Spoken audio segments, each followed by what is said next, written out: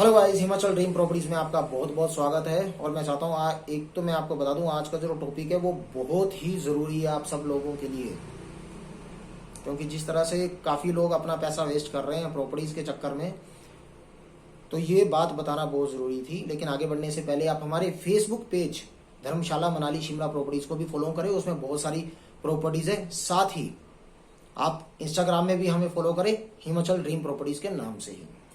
अब आते हैं हम मुद्दे की तरफ। हमें अगर समाज में किसी भी तरह की कोई दिक्कत हो जाती है, कुछ गलत हमारे साथ होता है, तो हम पुलिस के पास जाते हैं, क्योंकि हमें विश्वास है वो एक सरकारी संस्था है। उसी तरह अगर हमने कोई केस लड़ना हो तो हम एक वकील के पास जाते हैं। और अगर हमें किसी तरह की कोई बीमारी है, सर्दी जुकाम या कुछ भी बुखार या कोई बड़ी बीमारी, तो हम डॉक्टर के पास जाते हैं। लेकिन मुझे ये समझ नहीं आता कि जब हम प्रॉपर्टी लेने जाते हैं,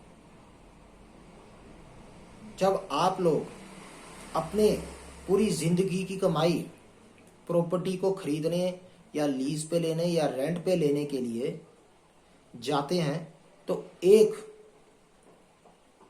सर्टिफाई रियल एस्टेट एजेंट या आप ब्रोकर कहें या प्रॉपर्टी डीलर कहें, उनके पास क्यों नहीं जाते हैं? क्या आप कभी किसी सड़क छाप डॉक्टर के पास जाएंगे अपना इलाज करवाने?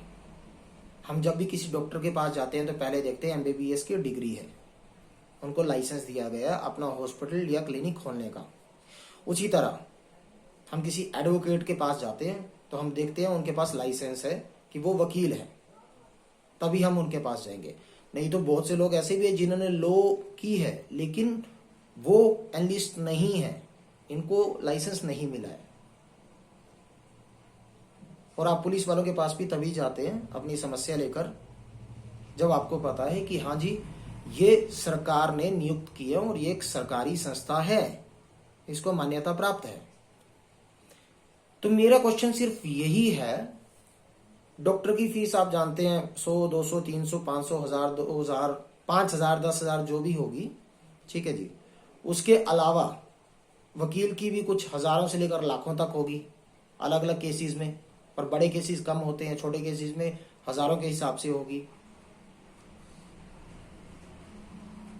तो आप जब प्रॉपर्टी में लाखों और करोड़ों इन्वेस्ट करने जाते हैं, उस समय आप क्यों नहीं चेक करते कि आप जिस ब्रोकर के थ्रू काम कर रहे हैं या रियल एस्टेट एजेंट या प्रॉपर्टी डीलर, कोई भी, ये सारी एक ही यूनिट है, तो आप क्यों नहीं चेक करते हैं कि वो सर्टिफाइड है गवर्नमेंट से? और ये आप बहुत बड़ी गलती कर रहे हैं, क्योंकि ऐसे बहुत सारे केसेस यहाँ पर हो चुके हैं। लोग बहुत दूर दूर से, मैं ऑल ओवर इंडिया की बात करूंगा इसमें, लोग बहुत बहुत दूर से जब अपनी जगह से दूसरी जगह बिजनेस खोलने के लिए सोचते हैं, चाहे वो लीज का हो, रेंट का हो, परचेज का हो या सेल का हो, तो वो जिस गाड़ी में या तो बैठे होते हैं तो उनके ड्राइवर से बात होती है, ड्राइवर कहता है मैं प्रॉपर्टी डीलर हूँ।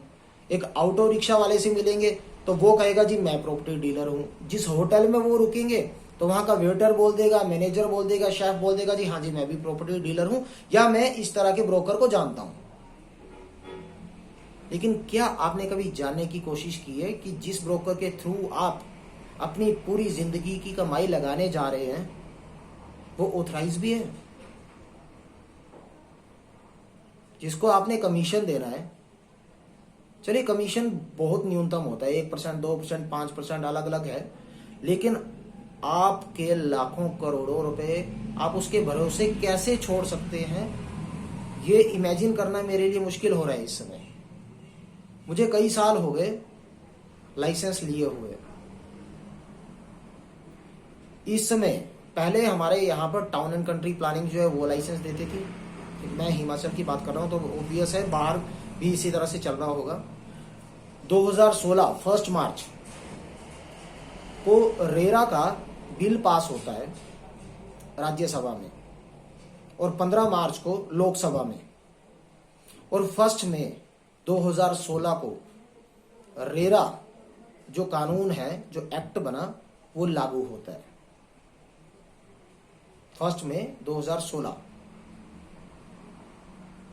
और इसकी फुल फॉर्म में आपको बता दूं, real estate rules and development act.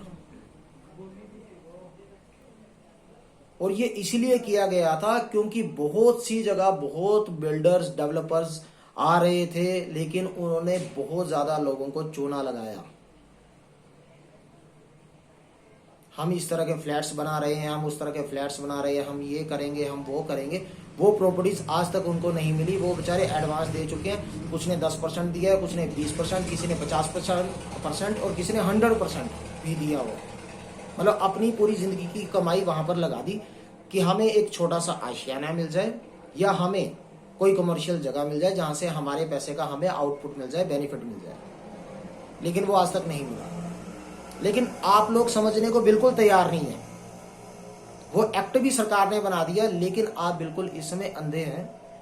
आप जब भी कोई प्रॉपर्टी लेने जाते हैं तो आपको ये नहीं पता कि एक ड्राइवर, एक ऑटो रिक्शा वाला, एक वेटर, एक होटल का मैनेजर या होटल का मालिक भी, लेकिन जो ऑथराइज है ही नहीं है, आप उसके हवाले अपनी सारी कमाई कर रहे हैं और उसके भरोसे पे, तो उसको क्या नॉलेज होगी ये आप बताएं।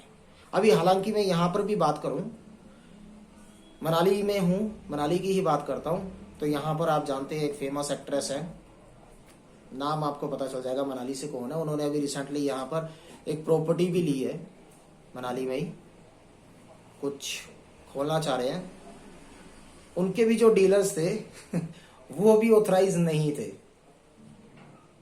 तो इस बात पे तो मुझे मतलब हंसी आती है। आप लोग अपने पैसे को इस तरह से क्यों वेस्ट कर रहे हो?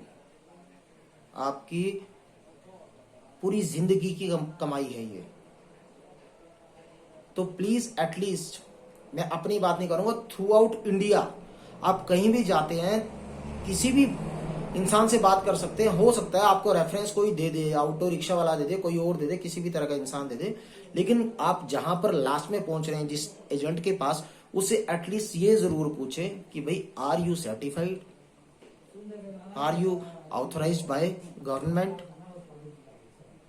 ये क्वेश्चन बहुत बड़ा है और इसको आप जरूर अपने मन में लेकर चलें, नहीं तो आपका पैसा, मैं शर्तिए ये बोल सकता हूं, मैक्सिमम लोगों का पैसा वेस्ट जाएगा जैसे पहले गया था। अगर सरकार ने ये कानून बनाए तो कुछ सोच समझकर ही ये कानून बनाया होगा। सो प्लीज आपसे मेरी रिक्वेस्ट है, आप कहीं भी जाएं, अगर आप हिमाचल में आ रहे हैं, मैं आपको बता देता हूं, HP रेरा करके वेबसाइट है हिमाचल गवर्नमेंट की, रेरा वालों की। तो आपको उसमें टोटल जितने भी रजिस्टर्ड हैं लोग, उनके नंबर भी मिल जाएंगे जगह जगह के, जहां जहां हुए होंगे। अब मैं आपको बता दूं, मुझे लगता है 40 या 45 लोग अभी रजिस्टर्ड होंगे पूरे हिमाचल में। और अगर मैं एजेंट की बात करूं तो हर दूसरा इंसान यहां पर एजेंट बना फिरता है, और इसी तरह से बाकी बाहर जगह भी होगा।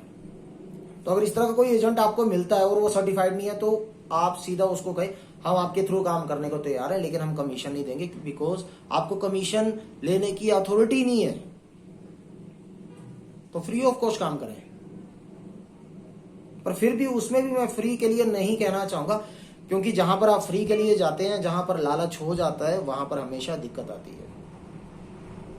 सो प्लीज गाइज, मुझे ये बहुत जरूरी था, बहुत इंपॉर्टेंट था आपको बताना, क्योंकि काफी केसेस इस तरह के यहाँ पर आए हैं। लोगों को नॉलेज नहीं होती है, वो सोचते हैं हमारा यहाँ से बचेगा, वहां से बचेगा। ऐसा कुछ नहीं होता है। जो लगाना है उसको लगा लो शांतिपूर्वक, लेकिन अपने पैसे की वैल्यू को समझो। 1-2% बचाने के लिए आप अपने करोड़ों रुपए मत गवाओ।